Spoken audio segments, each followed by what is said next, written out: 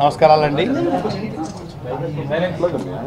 ఈరోజు మా పెద్దలు గౌరవనీయులు దాసనారాయణరావు ఇంట్లో రెండు రాష్ట్రాల్లో ఉన్న కాపు పెద్దలతో సమావేశం ఏర్పాటు చేయడం జరిగిందండి. భవిష్యత్తులో ఈ ఉద్యమానికి పూర్తి మద్దతు ఇవ్వడానికి,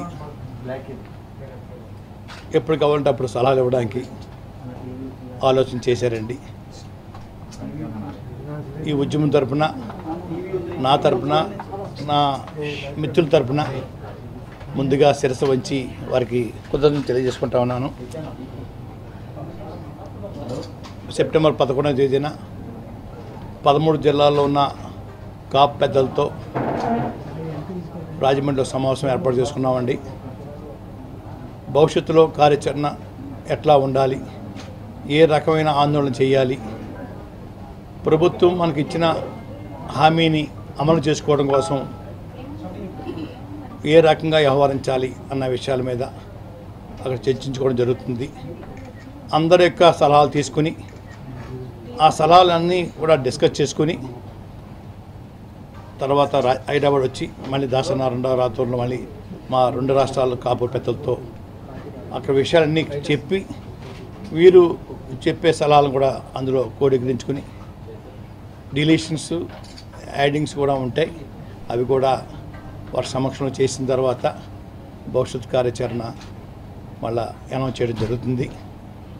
మేము ముఖ్యమంత్రి గారు ఇచ్చిన హామీనే అడుగుతున్నాం తప్ప కొత్తగా గొంతెమ్మ కోరికలు అంటూ ఏమీ లేవు. వారే కనుక ఆ హామీ ఇచ్చి ఉండకపోతే మేము ఎవరూ కూడా రోడ్డు మీద వచ్చి ఉండేవి కాదు. రోడ్డు మీద రావటం వల్ల వారికి విపరీతమైన కోపం వస్తూ ఉంది.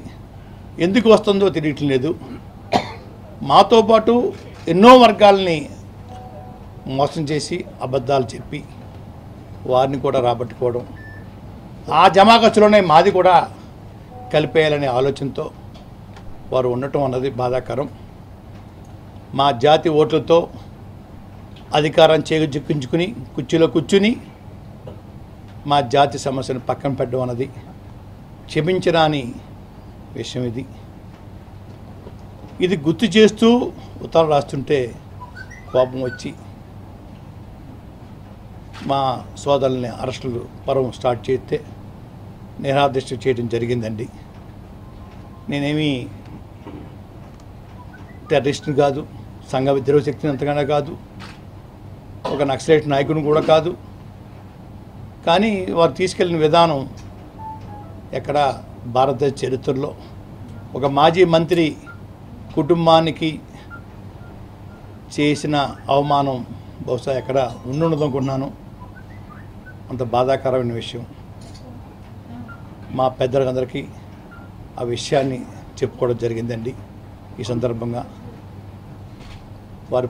వారి యొక్క పూర్తి మద్దతు ఎల్లప్పుడూ ఉండాలని, ఈ జాతికి పోయిన రిజర్వేషన్ కోసం మేము చేసే పోరాటానికి ఎప్పటికప్పుడు మమ్మల్ని తట్టి లేపాలని, ఈ ఉద్యమం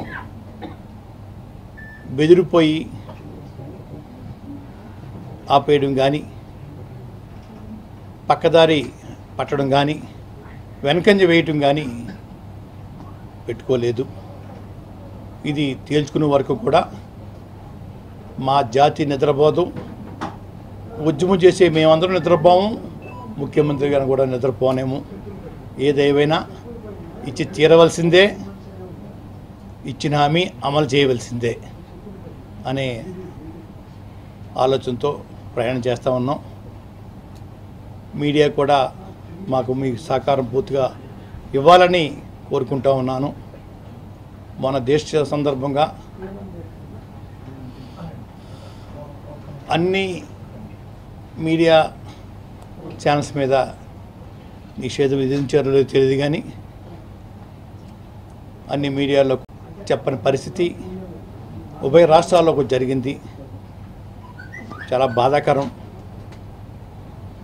మీడియా యజమానుల్ని కోరుకుంటా ఉన్నాను, న్యాయమైన కోరిక విషయంలో మీరు కులాలకు, పార్టీలకు అతీతంగా ఉద్యమాలకి చేసేవాళ్ళకి మద్దతు ఇవ్వాలని. మేమేమి దొంగలం కాదు, దయించి మీడియా యజమానుల్ని మాకు పూర్తి సహకారం ఇవ్వమని, మా ఉద్యమానికి మద్దతు ఇవ్వమని కోరుకుంటా ఉన్నాను.